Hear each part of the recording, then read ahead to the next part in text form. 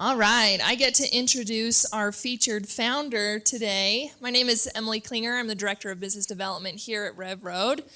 All right, Bennett Maxwell, an experienced salesman. Bennett has been making use of this skill since the days of selling candy bars in elementary school. Sharing his sales and business expertise, Bennett is a member of the Forbes, Business Council, and Apex Executives. He also traded in his elementary school candy bar business for something slightly bigger, and I think we can all agree.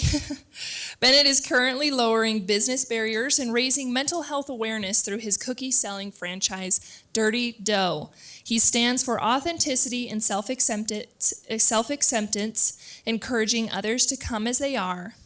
You might even say that from a business perspective, Bennett is one tough cookie. Can we give a round of applause to Bennett Maxwell, please?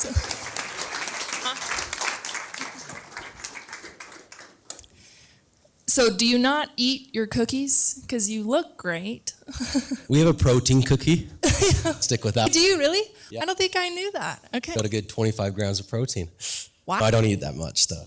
Okay. Also, Bennett has brought us cookies, so we do have cookies after this for everyone. Woo! Yeah. Okay, before we dive into Dirty Dough, I want to hear a little bit about you, background. Let's give the audience a taste of what was Bennett doing before Dirty Dough. Background in sales. So yeah, you kind of mentioned a little bit in the intro, but from selling candy bars to lemonade to shaved ice, I did lawn aeration, door-to-door in junior high, Cutco knives. And I started doing the door-to-door, which is very popular here. Who else did that? Raise your hand. Oh, yeah. There we go. Which was great. Moved around a lot. Sold for a handful of different companies, from pest control to satellite to security to solar. And then I started a solar company, ran that for a little bit, which naturally you go from solar to cookies. So that's where I went. Naturally. Okay, that's awesome. And I guarantee that door-to-door sales determination, how about we call it? You might have other words for it, Fonzie, but really helped and served you well with Dirty Dough, for sure. Yes, absolutely. Okay, well, so then Dirty Dough comes to you. So this is something that you bought, a single store in the middle of nowhere that you saw a vision that could become what Dirty Dough is. And this was not even the brand, right? You maybe get into what you wanted to change and how you saw this vision. Yeah, it was, so Dirty Dough started November of 18. I grew up here in Utah, and a guy that I went to high school with moved to Arizona. He was going to college, started selling cookies out of his apartment. So he was like the first one to bring the large gourmet cookies to Arizona. And he posted on Facebook saying, I want to build a storefront, looking for an investor. So, and Crumble had contacted me just before that, and they said, hey, we're looking for a franchise salesperson. Will you come in for an interview? And during that interview, it just wasn't a good fit. So I'm like, it's no thank you. I'm going to go do solar. And they said, well, why are you here? Do you want to buy a franchise? And you're always selling franchises as a new business. And I said, tell me about it. And they said, well, the revenues are great potential, but we're sold out of Utah. We require you to be owner operated. So you're going to have to move out and live in a bakery 60 to 80 hours a week. And I thought, no, thank you. But that kind of got the wheels spinning. And then anyways, when Tyler Peary, the guy that I bought it from, posts on Facebook looking for an investor, I said, what the heck, I'll invest. And then I wanted him to franchise it to me. Rather than franchising it, he said, I just kind of want out. So me buying it, the vision was not, I didn't know how I was going to do it, but I wanted to simplify it to allow more people into business through entrepreneurship through the form of franchising by not requiring them to live in their store every day, by simplifying processes. So it was almost 3 years ago from this month that I guess I completed the purchase and took over majority ownership. Okay, so 3 years ago, and how many franchises are you at right now?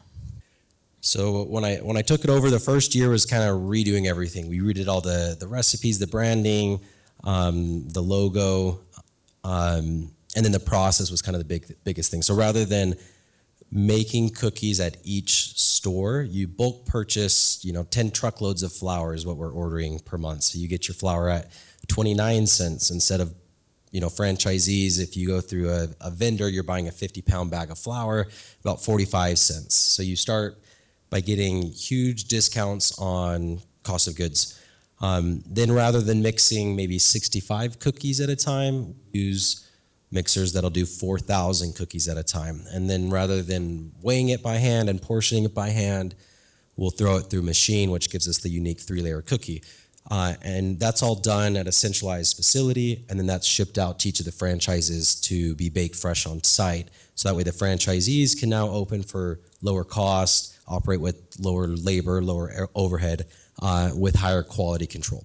So that was kind of the first year to do that. 2 years ago from this month, we started selling franchises. First franchise opened in June of last year.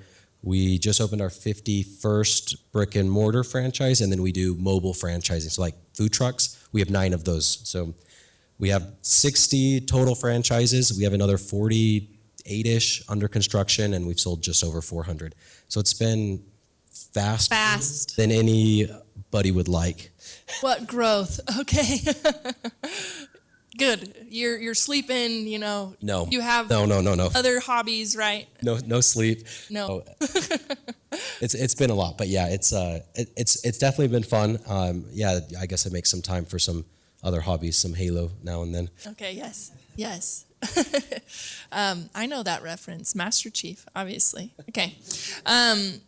This is something that we say at RevRoad, that your vibe attracts your tribe. And I'm curious then how you built your team and even picked your CEO. It was, I took a startup course. So I'd purchased Dirty Dough. A few months later, trying to do Dirty Dough and the solar company, it was just too much.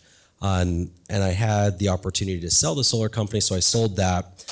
A buddy of mine, I was living in San Diego, a buddy of mine said, hey, you got to take this startup ignition boot camp. So I flew from San Diego, kind of thinking I knew everything, because I just sold my first business. And I met John Richards, who taught me all the things I didn't know, which is great.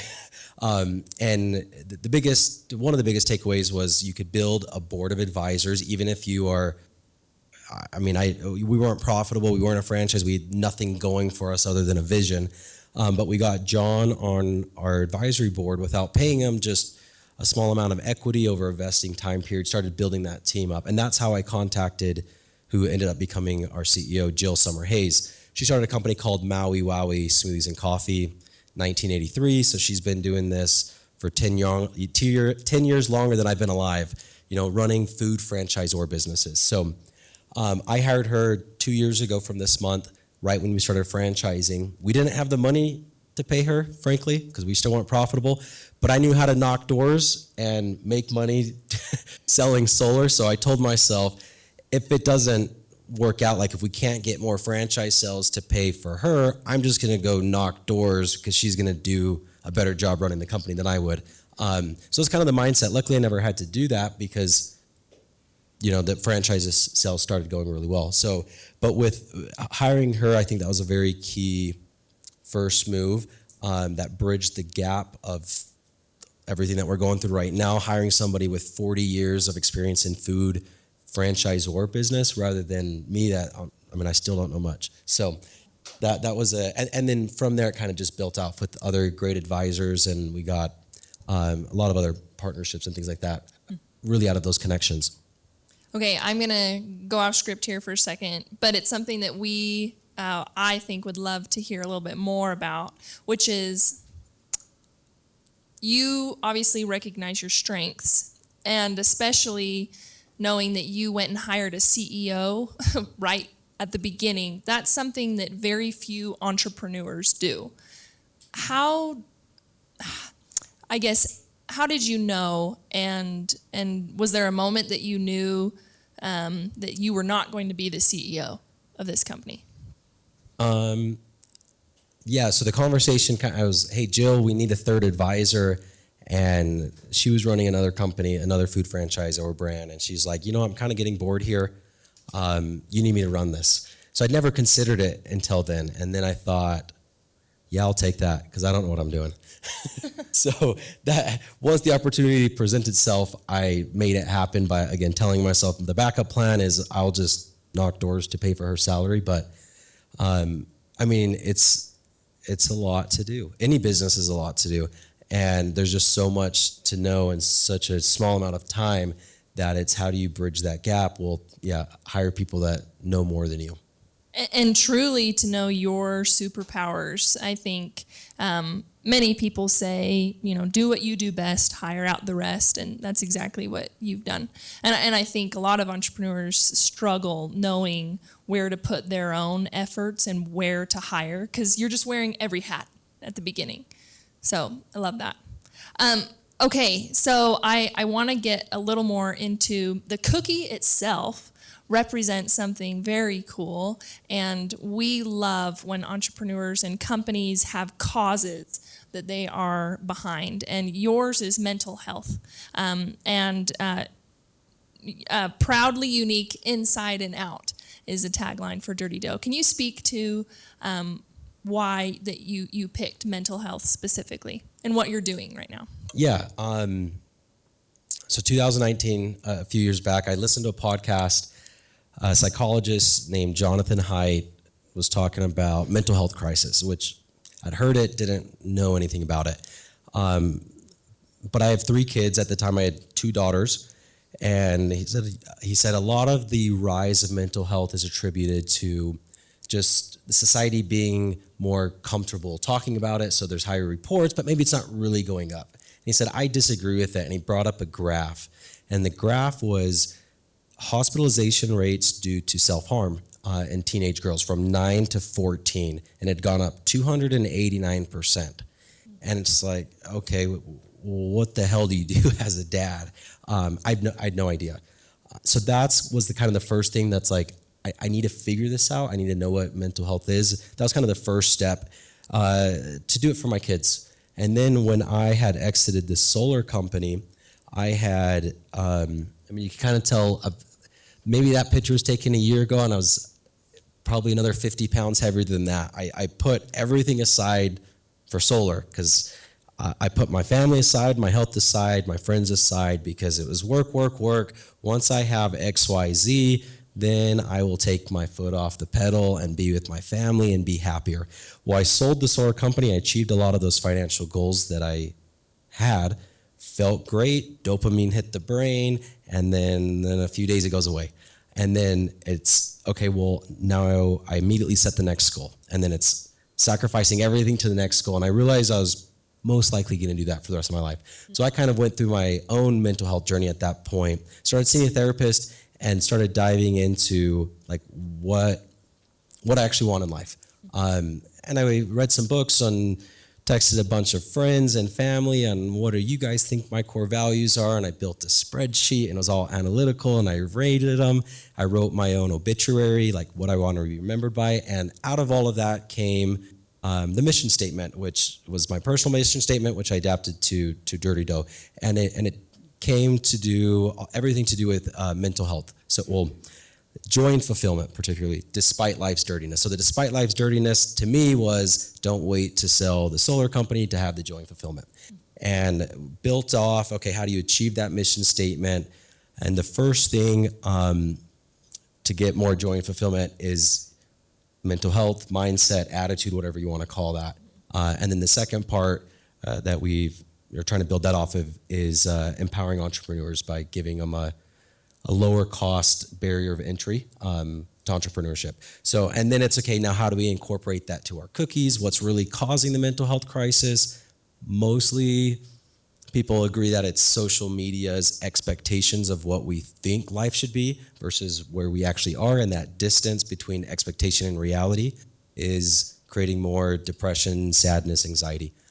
So the cookies are, let's focus on the inside of the cookies, which is a differentiator, and we do 3-layer cookies and stuffed cookies, and it's the exact opposite of the competition, and it's supposed to represent that life, like these cookies like life aren't perfect, but they can still be enjoyed. So it was definitely a big process, but I'm grateful that it all kind of tied in together. And then we started saying, okay, well, how do we actually give back?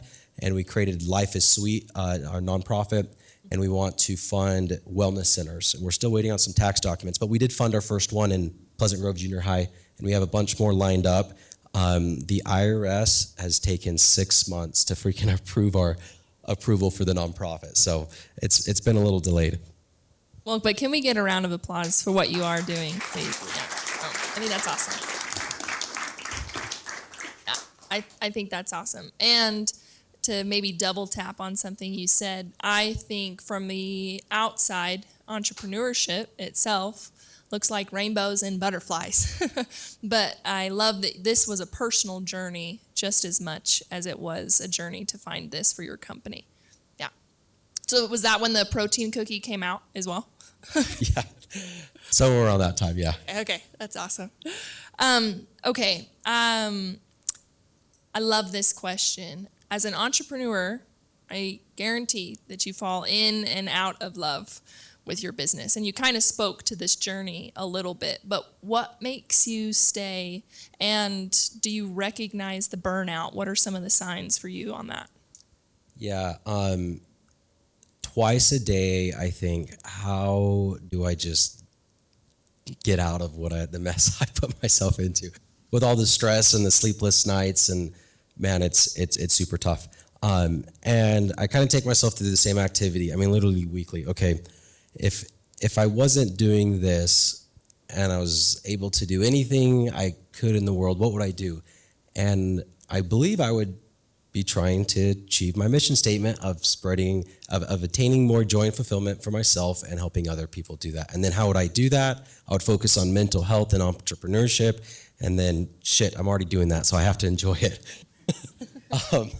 But I kind of have to go through the activity a lot because, man, it's 1,000 times more work than what I thought. And also just recognizing that there is no such thing as perfect and stress-free, but it's, again, joy and fulfillment despite life's dirtiness and just being along and enjoying the journey. Did you have people along the way that kind of helped shape your tactics or mindset or your journey as well? Yeah, I mean, one of the big things that I grew up, anxiety, depression. I even thought if you had a headache, that was just because you're weak-minded. So dumb I am. Seeing a therapist was a big change for me. And I know that's not like from a business standpoint, but what we're after in life, my belief is we're after certain emotions, right? And we build businesses and make money or whatever because we want to feel a certain way. And what a therapist got me in the mind of is, okay, leave all that to the side for a second. How do you want to feel? And then let's get to that feeling. So that basing decisions based off of like my emotional wellness has been a big change. That's been huge. And then from an entrepreneurship aspect, like this morning, I don't know, I saw Scott Peterson before, I don't know if he's in here, meeting with him and John Richards, who just tear me to pieces, which is what I need. But having people that have been there, done that, because I mean, at the end of the day, I don't know if anybody knows what they're doing. I for sure don't.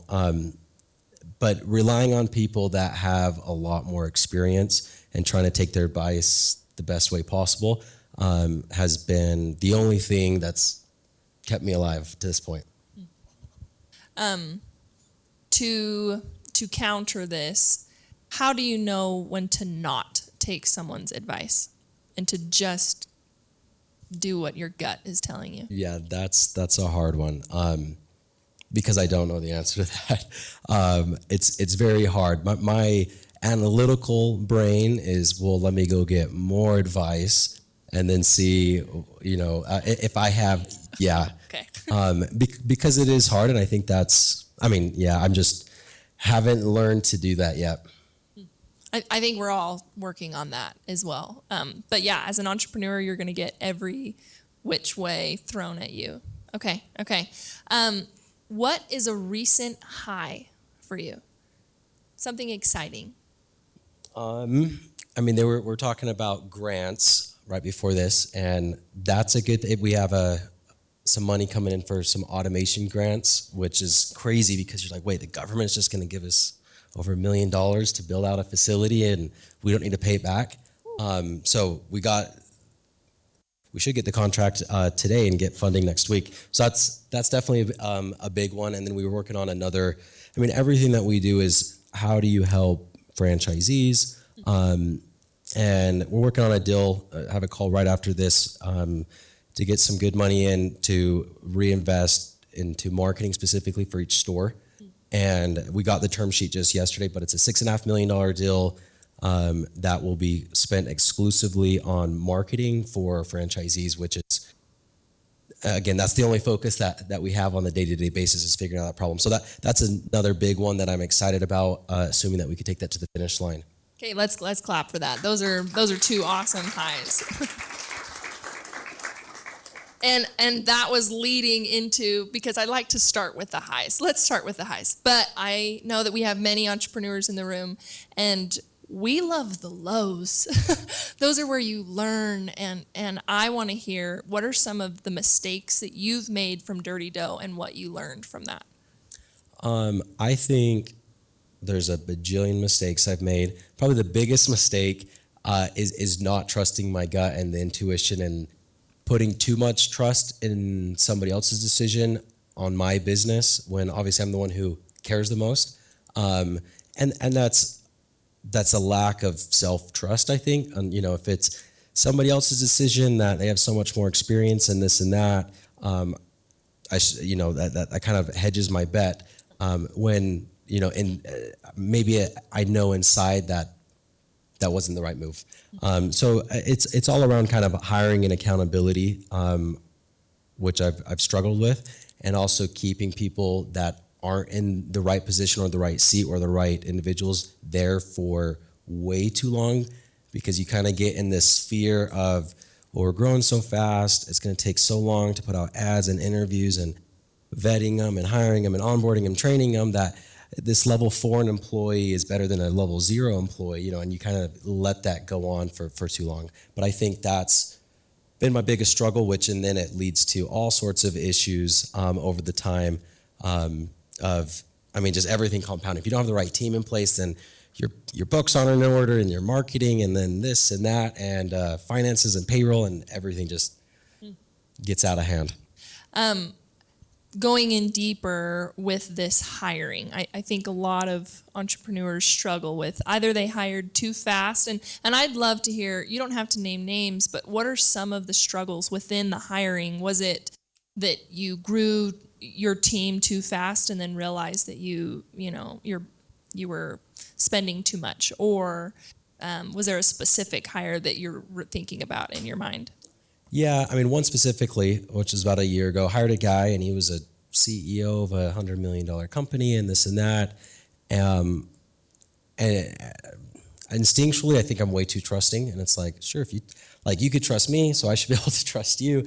Let's go, let's move, and not really vetting people. So something that I've learned as well is, you don't call their references, because their references are going to give you good references, but find a mutual connection on social media, and those are the people that you should reach out to. And another, because again, here at RevRoad, Scott Peterson, this morning, he said, you treat them like you trust them, but you document them like you don't. So you go in there with full trust, but you can't, it has to be earned. And that's something that I definitely struggle with, is just full trust. You say you're going to do it. I'm going to trust you're going to do it. And we have so many different things we're trying to do, because we're a food manufacturing company and a logistics company and a franchise company. And so it's like, okay, I'm going to put somebody here and move on to the next thing without really making sure that was the right fit. Okay, I loved that advice. Shifting gears a little bit to, you have a sales background. I'd like to hear how you've been able to kind of tap into your expertise specifically for Dirty Dough, and what makes you stay competitive, I think, in this space, maybe because of your sales. Yeah, I think a lot of businesses, it's kind of, here's my idea, here's my passion, now I need to go figure out how to sell it and build a business around it, where I was a little bit of the opposite. There was kind of a framework of a business, but I wasn't emotionally attached to it because it was a purchase, right? It wasn't grandma's recipe that I had to keep. I don't care what cookie recipe. I don't even care if I don't like the cookies. It's just whatever the majority of the people like and whatever will sell the best. So I think going in at what is the hole in the market, and I think the hole in the market is, again, lower cost business entry, simpler products or businesses. Like, again, we trying to still simplify it, but you get a cookie, you put it in the oven, and you press start. Every cookie's been formulated to cook for the same time, temperature, fan speed.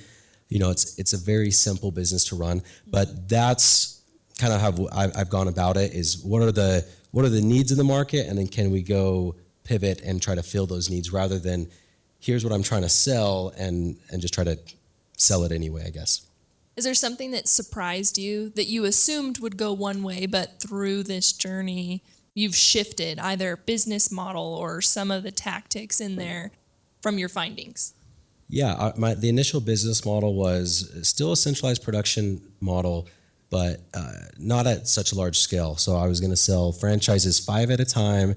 Your first space is going to be a little bit bigger. You're going to buy this machine and the big mixers. You're going to do everything out of that facility. Then you're going to open up another 4 or 5 locations around that. And as a franchisee, you'd be responsible to delivering the dough yourself. When I was in San Diego, there's a company called RevRoad. There's a decent amount of locations here. And the owner lived down the street from me. I messaged him on Instagram. I don't know why he met up with me, but he did. And they do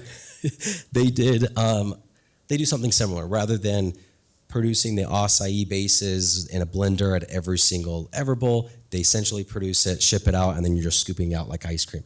And he said, when I explained, hey, dude, this is what I'm doing, he's like, that's going to fail. That is a terrible idea.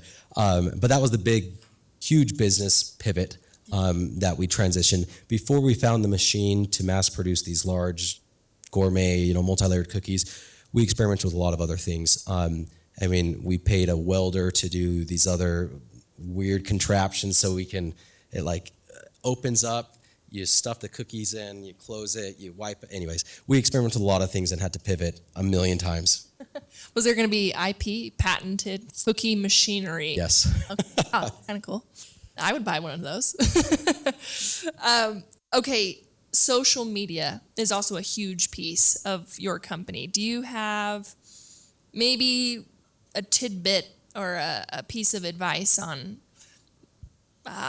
certain channels or social media tactics that maybe entrepreneurs should be doing that they're not?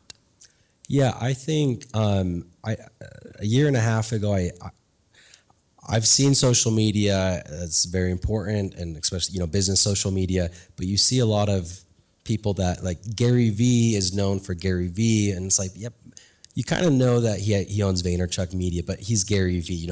It's more based on the personal brand. And I never did social media before. I got in a mastermind, and they just said you have to build a personal brand, which I didn't want to do because I didn't want to do anything that I couldn't, I guess, automate. But that's been the biggest, I guess, advice is just getting out there and building a personal brand. I think has attracted most of our franchise sales and most of the awareness, because if you look at our Dirty Dough page, we've never posted that we sell franchises. So just getting out there, and it turns out you can automate social media, and you can hire somebody out of the Philippines, and if this is being recorded, they can reach out to you guys, get this clip, cut it up, somebody else edits it, post it on social media, response to all the comments. So I have a post going out every day, but I personally, get on once or twice a week. So anyways, building your personal brand, I think, is very overlooked and has been very beneficial to me. Maybe the answer to this is trial and error for you. But earlier in the conversation, we were just talking about how perhaps mental health's crisis right now is being fueled by an overuse of social media. What are your thoughts on, as a founder, being told to build a personal brand, but also you need to be aware that there's a line that when you cross, it can be detrimental to maybe mental health? Yeah. Do you have advice or thoughts on that? Yeah, I think what about social media is negative. I think it's look, I'm always on vacation and my business is amazing and I could do all these things. But you listen any time I speak or podcasts, I don't do that. It's this conversation. Business sucks. It's hard. It takes up all your time. You learn things and you make mistakes every single day and you're always struggling. And so it's more, I think, about the authenticity piece of it, of not giving off something that's untrue. Like, oh yeah, we're crushing it every single day. It's like, of course you're not. So, and the more that I do that, and I talk to other people, and like I have a call tomorrow with the owners of 2 other cookie companies, because they know how upfront I am about the struggles that we're going through, and so they're calling me, hey, how can we get help? And it's like, hey, let's do a cookie strategy meeting, because we're all. The point is when you're open about struggles, then other people are also open about struggles, and then it's not, hey, everybody's perfect, who could be more perfect. It's, hey, we're all struggling. How can we uplift each other? So I think social media could be a really good tool for that. It's just recognizing that the pros and the cons and not playing to the cons of everything's perfect. Let's clap for that, please. Yes. We don't want to clap for just the highs of, you said, fast growing franchise. We want to clap for the lows, okay? Because we're all here for that. That's right. Okay, you have a podcast. I just recently learned this, but I want to listen to it now. Will you tell us a little bit about who you have on the podcast and what you talk about a little bit? Yeah, it's deeper than dough, so more than money, and it goes along with the mission of finding joy and fulfillment despite life's dirtiness. So it's mainly entrepreneurs and founders on how do we avoid what I did, right? You start a business, you have a family, you have money, blah, blah, blah, blah, but you're not fulfilled because you're just superficially after money rather than really identifying what the emotion that you're hoping that the money will buy you. So we go over defining what is joy and fulfillment, success, and mental health struggles, how you're proactive with your mental health, what legacy you want to leave behind, things like that. And you have guests on the podcast? Yeah. Who are some of your favorite guests that you've had? Man, it's been a year now, so we've had a good 50-something guests. The last few that I remember, Chad Ingram, I think we just interviewed him a little while ago, and it's really fun interviewing successful entrepreneurs that have had big exits, and then asking them, hey, so you had this goal and then you achieved the goal, now what? I've interviewed a lot of people that have had retirement age money in their 20s or 30s, and it's like, well, so what keeps you motivated right now? Because obviously it's not the money. And then that, for me, is most rewarding, because I do think that's also a big issue with mental health. It's, okay, I'm going to be happier when XYZ happens. And then if you hit XYZ enough times, then you kind of become depressed. You're like, crap, I kept lying to myself saying this would make me happier, and it's not. So interviewing people that have kind of already gone through that and like, oh, I reached my financial goals. What are you now focused on has been really inspiring to me. If you had to do it all over again, would you say you would take on Dirty Dough, or would you do something else? Yeah, I guess I have to, right? That's what happened, but no, for sure. Okay. For sure, it's been a fun ride. What would be next if you had to have another one? I'm curious if there's something that along this journey you're like, ooh, I should have done tacos or something. I don't know. I like I'm going to give you guys my next business idea right here and now, so anybody can take it. I like the swig business model of the drinks, but going through a health journey of myself, losing 100 pounds and things, I would want to do more of a health spin, because I do a lot of supplementations and things like that. If I can go get a soda or a coffee and for 20 cents add creatine and glutamine and vitamins and things like that, that's something I want to do. So I like the franchising model. I like the simplicity and the ability to grow a national brand very quickly. I would just want to do, want to hire, a different product with more of a health push. Okay.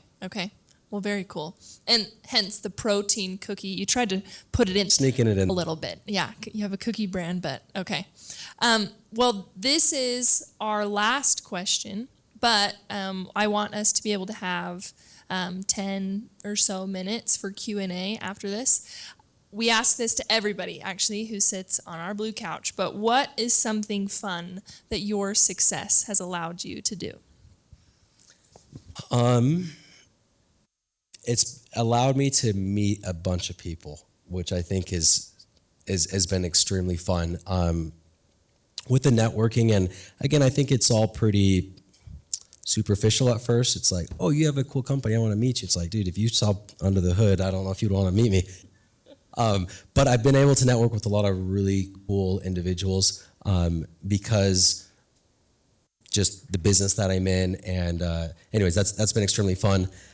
Just meeting a bunch of people, becoming friends with them. And then on the family and personal side, really having freedom to be able to travel, work remote, things like that. This year we had, my wife's from Mexico. Her family came up with us for a few months. Last year I spent 2 months in Mexico, which was, super fun to be with my wife's family and be living there while I'm still working. So that's been great. Okay, I love that. All right, can we get a round of applause, please, for Bennett Maxwell and Dirty Dough? Thank you, thank you, thank you. Okay, when we are doing questions, do we have mic runners in here? Or do you want to take mine out of my hand? Yeah? Okay, because we're going to have to repeat the question if you don't have a mic for all those online.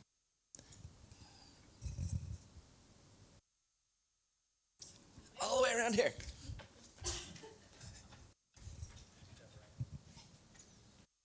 So we went the whole time and didn't talk about Cookie Wars once. It ended up being a brilliant campaign, right? I think you won public opinion. Was there ever a time when you thought, rather than do that, we're just going to be quiet, kind of hope this goes away? Or what was the strategy and kind of thought process all along that? Yeah, so the lawsuit happened in May of last year. Nobody knew about it until July. And I was just telling you, I went to Mexico. The first time I went to Mexico last year, and it was for a whole month. I'm literally boarding the plane and somebody's texting me, did you see this? And it was KSL's article of Crumble sues 2 startups. And I'm like, so it wasn't planned like, oh, I'm going to go to the public and tell everybody that Crumbles are being silly. We've settled with them, so non-disparaging agreements. So it definitely wasn't the plan. But once it got out there, then it's like, well, if it's already out there, I'm at least going to tell my story on it. And yeah, definitely went a lot better than what I thought with the videos and the billboards and things like that. And that's really what boosted us to, Crumble's #1 competitor right now, and number of franchises open and sold and things like that. So.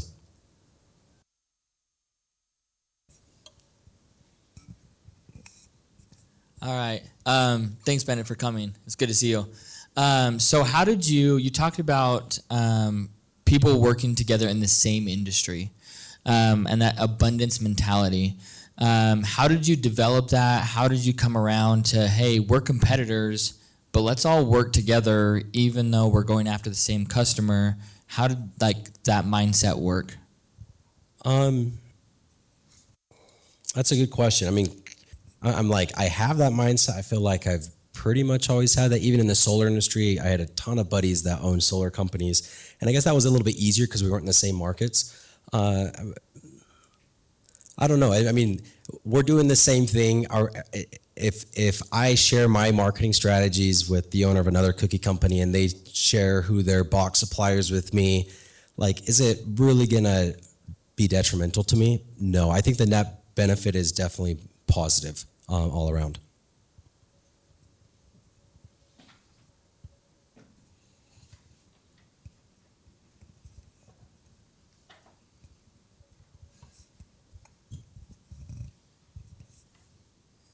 You mentioned the protein cookie, but you didn't tell us much about it. What is your favorite flavor of cookie Dirty Dough? I actually think the protein cookie is probably my favorite because it's a little bit less guilt-ridden. It doesn't taste like anything like protein, but I'm like, hey, at least I'm getting my 20 whatever grams in. And I like the chocolate chip a ton. Anything with cream cheese. And to be completely candid, I haven't tried every single one of the cookies because every week they're coming out and I don't always make it to the Wednesday taste testing. But it's fun. And then apart from trying all of my cookies, the other benefit of owning a dessert company is every dessert company I pass by, R&D right? You have to compare yourself to the competition. So I go to every single dessert company and buy something really everywhere I see, which has been fun.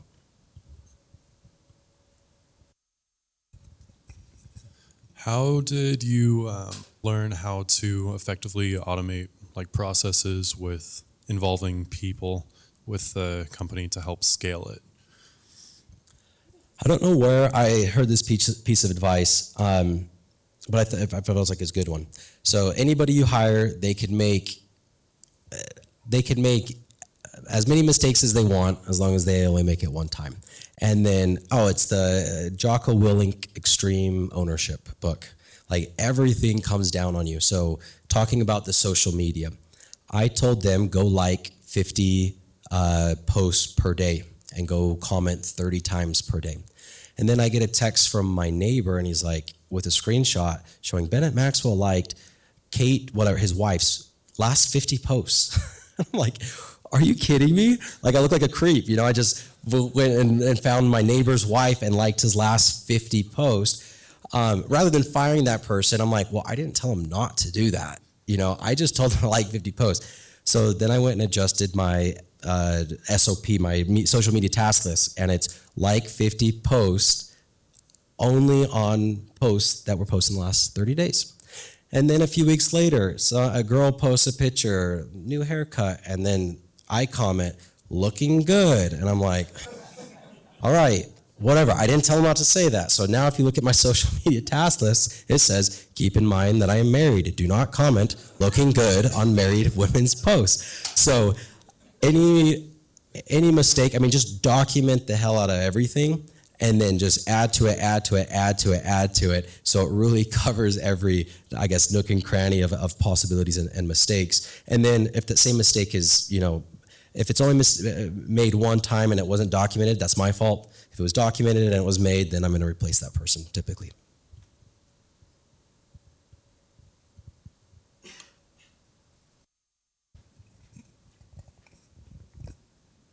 For companies looking to franchise their business, what's the best piece of advice you can give them when they're in the middle of that journey? Best piece of advice. For me, especially with the rapid growth that we undertook, was hiring somebody that knew the ins and outs, because the legalities of everything and what you can share and what you can't share and what you can say and what you can't say and development schedules, there's just a lot on that side. So hiring somebody, for me it was a CEO, but also getting advisors that, the second advisor that we got was Steve Hart, who owns Property Management Inc., which is the largest property management franchisor. So getting people in experience, there's just so many things that you don't think about, and typically the entrepreneur attitude is yes to everything. We could do everything all at once at the same time, where people that have been in the franchise industry know that you will get torn apart if you do that, and it has to be very systematic and be rolled out correctly.